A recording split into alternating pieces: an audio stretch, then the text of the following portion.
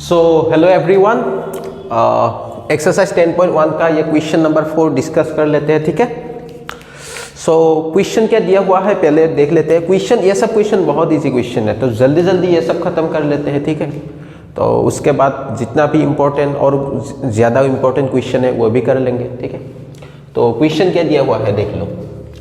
Find a point on the X axis which is equidistant from the point this and this। तो तुमको क्या दिया हुआ है, दो पॉइंट दिया हुआ है और दोनों पॉइंट का कोऑर्डिनेट दिया हुआ है। ठीक है, इस पॉइंट का कोऑर्डिनेट हमने मान लिया P और इसका मान लिया हम Q। ठीक है, तुमको क्या निकलना है, तुमको एक्स एक्सिस पे कोई भी एक पॉइंट निकलना है। ठीक है, एक्स एक्सिस पे सपोज ये एक पॉइंट है, इस पॉइंट को तुम नाम दे ए, इस पॉइंट का नाम क्या दे दिया हम ए। इसका सपोज हमने कोऑर्डिनेट लिख लिया। अभी देखो, एक्स एक्सिस में y का कोऑर्डिनेट क्या होता है 0, दैट मीन्स ए का कोऑर्डिनेट हम क्या लिख सकते हैं x, 0।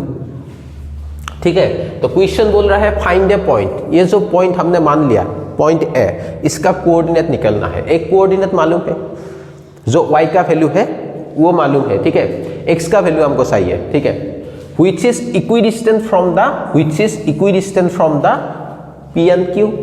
तो P से क्या है, जितना भी डिस्टेंस है इसका वो भी Q से उतना ही डिस्टेंस है। ठीक है, P से जितना भी डिस्टेंस है Q से भी उतना ही डिस्टेंस है। ठीक है, तो आराम से कर सकते हैं ये क्वेश्चन। सॉल्यूशन,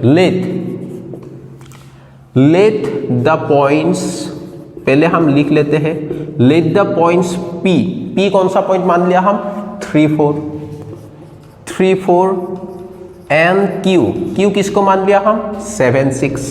तो P का कोऑर्डिनेट 3, 4, Q का 7, 6। Let the points P and Q are at equidistant from which point.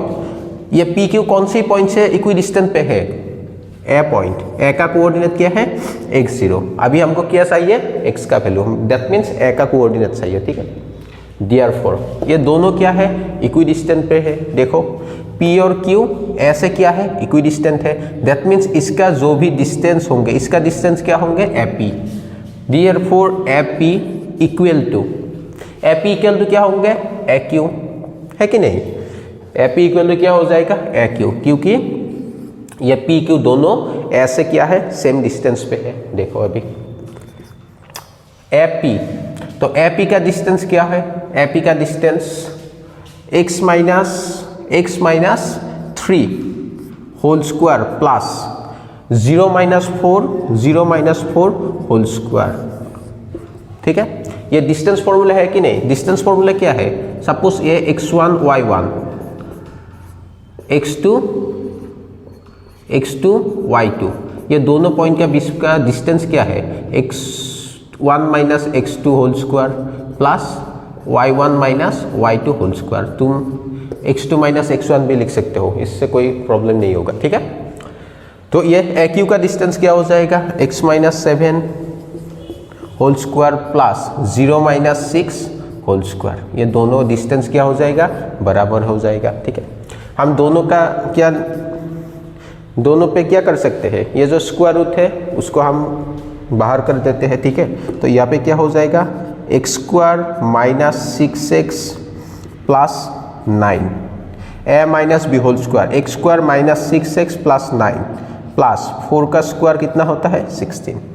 इसका भी स्क्वायर रूट हटा दो, क्या मिलेगा x square minus 14x plus 49 plus 36। ठीक है, अभी एक काम करो, ये जो लाइक टर्म है x स्क्वायर ये हो जाएगा कैंसिल आउट। ठीक है, अभी देखो, अभी x जितना भी x टर्म है वो x साइड ले आओ, इधर पे रहेगा माइनस 6x, ये माइनस 14x इधर आएगा तो 14x।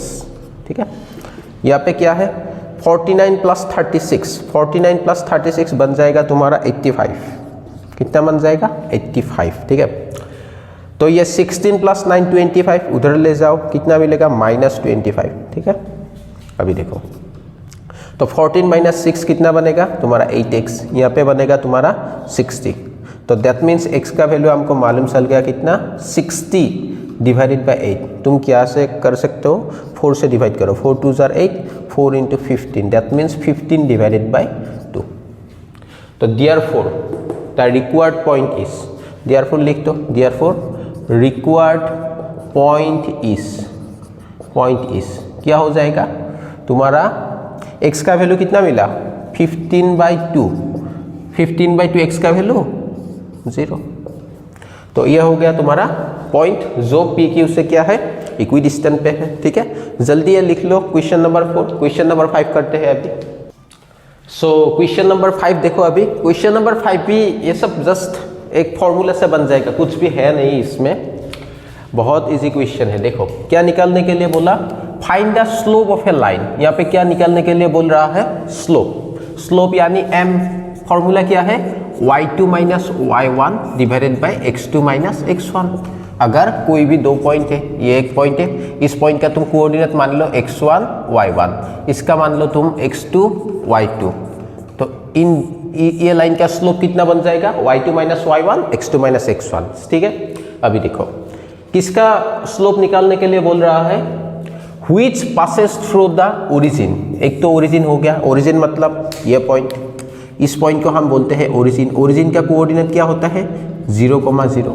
ठीक है, तो एक लाइन ओरिजिन से पास होगा और कहाँ से पास होगा, and the midpoint of the line segment joining the points P and B।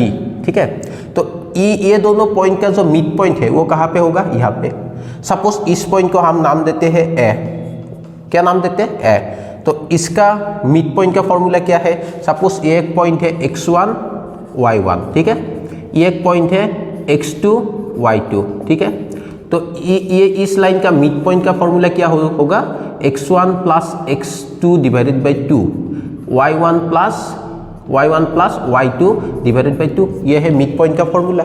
तो दैट मीन्स इसका मिड पॉइंट क्या बन जाएगा 0 प्लस 8/2, 0 प्लस 8/2, और y कोऑर्डिनेट कितना बन जाएगा -4 प्लस 0/2, ये हो जाएगा मिड पॉइंट का फॉर्मूला। ठीक है, और ओरिजिन और मिड पॉइंट से जो लाइन पास होगा उसका हमको क्या चाहिए, स्लोप चाहिए। ठीक है, तो आराम से कर सकते हैं। देखो पहले हम लिख लेते हैं सॉल्यूशन, द मिड पॉइंट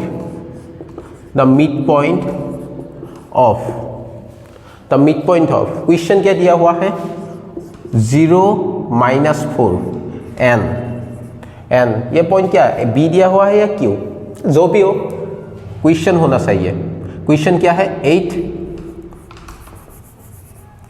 हम b लिखते हैं, जो भी है लिख लो, अगर q है q लिखो। ठीक है, तो क्या है p0 -4 n 80 is the midpoint of this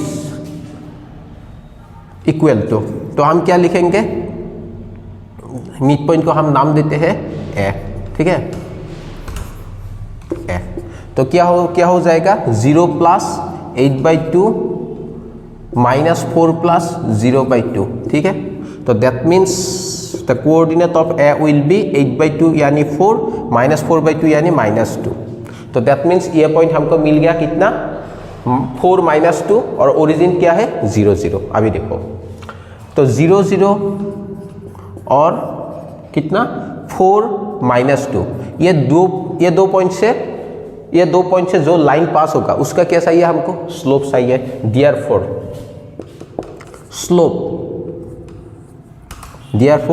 slope of the line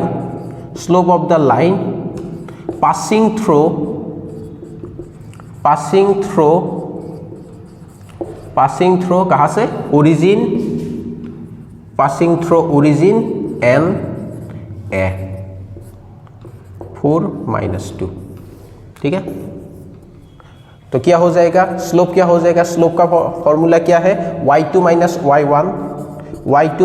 y1 divided by x2 minus x1। ठीक है, y2 ये इसको मान लो तुम, इसको मान लो x1 y1। ठीक है, इसको मान लो x2 y2। ठीक है, अभी देखो तो फॉर्मूला क्या बन जाएगा y2 माइनस y1 यानी -2 -0 डिवाइडेड बाई x2 कितना है 4 -0 यानी कितना बन जाएगा -2/4 यानी -½ तो स्लोप कितना बन जाएगा -5, ठीक है। बहुत ही सिंपल क्वेश्चन है ये सब कर लो पहले, उसके बाद हम थोड़ा टफ क्वेश्चन पे जाते हैं, ठीक है। अभी क्वेश्चन नंबर 6 देख लो, ये कर लो पहले। अभी क्वेश्चन नंबर 6 देखते हैं क्या दिया हुआ है। क्वेश्चन नंबर 6 दिया हुआ है without using the Pythagoras theorem, that means Pythagoras theorem अभी हम यूज नहीं करेंगे, ठीक है।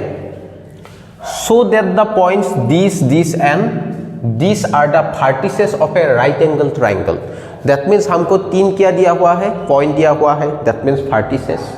तो दिखाना है वो तीनों वर्टिसेस किसका है, एक राइट एंगल ट्राइंगल का। राइट एंगल मतलब सपोज ये एक राइट एंगल ट्राइंगल है, ठीक है। ये क्या है, राइट एंगल ट्राइंगल। तो हमको अभी क्या करना है, पाइथागोरस थ्योरम तो यूज नहीं कर सकता हो, तो दैट मीन्स हम क्या करेंगे, कुछ दूसरा फॉर्मूला यूज करेंगे, ठीक है। अभी देखो सपोज हमने मान लिया ये एक पॉइंट है, ये एक पॉइंट है, ये एक पॉइंट है, इसका सपोज मान लिया x1 y1, इसको मान लिया सपोज x2 y2, इसको मान लिया सपोज x3 y3। समझ में आ रहा है। तो इस लाइन का हम क्या निकाल सकते हैं, तुम बोलोगे हम स्लोप निकाल सकते हैं। तो स्लोप को नाम दिया m1, ठीक है। स्लोप को क्या नाम दिया, m1। अभी देखो इस लाइन का स्लोप हमने मान लिया सपोज m2, इस लाइन का स्लोप मान लिया हमने m3, ठीक है। अगर ध्यान से सुन लो, अगर कोई दो लाइन परपेंडिकुलरली इंटरसेक्ट करता है, ठीक है, क्या बोल रहा हूं मैं, अगर कोई भी दो लाइन परपेंडिकुलरली इंटरसेक्ट करता है तो उसका जो स्लोप का प्रोडक्ट होता है m2 इंटू m3 वो हमेशा -1 होता है।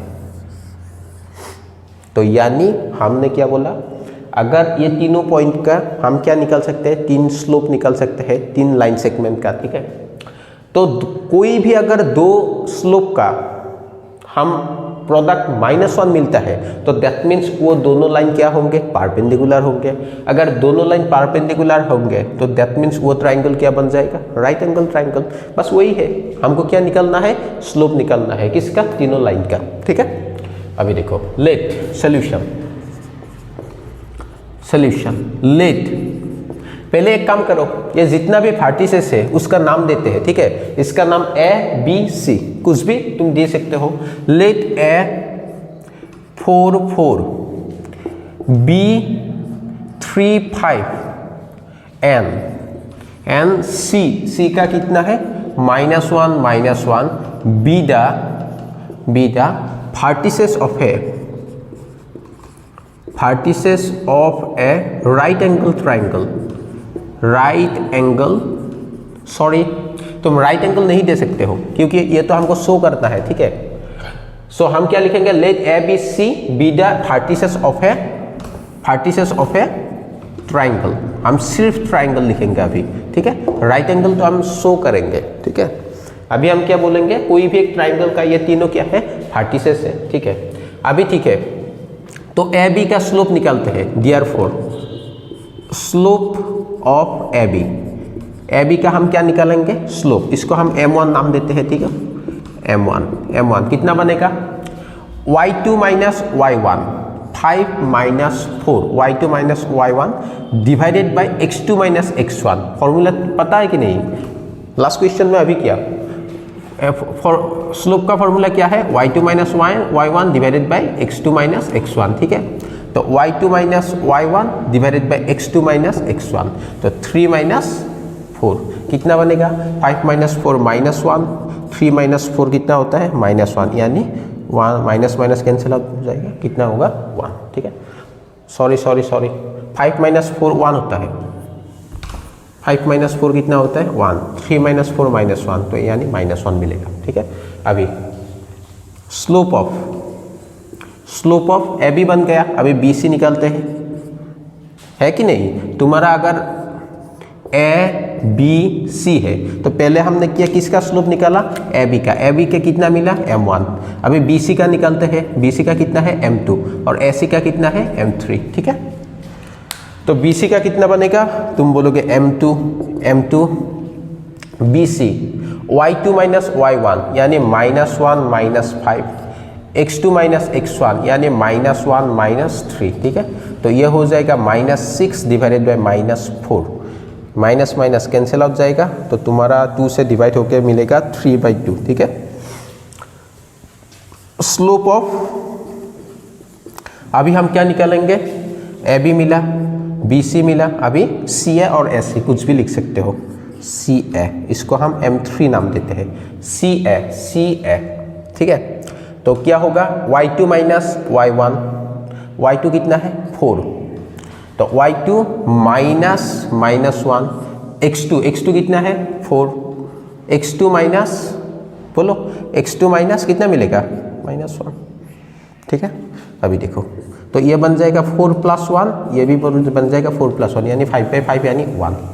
यहाँ पे देखो तुम, इसका ये जो स्लोप है M1, ये जो स्लोप है M3, तो M1 इंटू M3 कितना मिला हमको, -1 into 1 -1, that means right angle form कर गया, ठीक है। यहाँ पे लिखो सिंस M1 इंटू M2 नहीं, M1 into M3 equal to -1, therefore ABC forms a right angle, forms a right angle triangle, ठीक है। समझ में आ गया कि नहीं, बोलो, ठीक है। तो क्वेश्चन टफ नहीं है। और एक बात बोल देता हूँ, पहले आपको HS फर्स्ट ईयर का बोर्ड एग्जाम क्लियर करना है, ठीक है। तो बोर्ड एग्जाम क्लियर करने के लिए ज़्यादा सोचने की बात नहीं है, NCERT जितना भी है 100% ख़त्म करना है, ठीक है। उसके बाद जितना भी इंपॉर्टेंट क्वेश्चन वगैरह है लास्ट पास्ट ईयर्स का और RD शर्मा का कुछ भी, तो हम वो सब करेंगे, ठीक है। और रही बात ज़्यादा बोली, ठीक है, तो उसका प्रिपरेशन अलग है भाई। अगर तुम बोर्ड एग्जाम को छोड़ के तुम कुछ भी पढ़ने लग जाओगे, अभी सिर्फ अभी की बात कर रहा है, ठीक है, तो नहीं होगा। एग्जाम के लिए 2 महीना है, तो पढ़ाई करो भाई, ठीक है। पहले NCERT खत्म करो, उसके बाद जो भी एक्स्ट्रा बुक है वो सब करो। ज़्यादा बोली का प्रिपरेशन साथ जो कर रहा है वो तो चल ही रहेगा ना। तो जो भी है भाई अच्छे से पढ़ना है। तुम्हारा जितना भी NCERT है पहले बेसिक पूरा ख़त्म कर लो, उसके बाद जो भी चाहिए वो मिलता रहेगा, ठीक है। तो पढ़ो और चैनल को सब्सक्राइब करो। जितना भी वीडियो हम देते रहे उसमें हर एक वीडियो पे तुम अच्छे से देखो, और जो भी चाहिए हमको कमेंट पे बता देना, ताकि हम पहले ही उसके लिए हम ताकि बाकी वीडियो छोड़ के वो वीडियो अच्छे से दे सके, ठीक है। और शेयर कर दो फ्रेंड्स के साथ, लाइक करो video. Thank you, next video में मिलेंगे।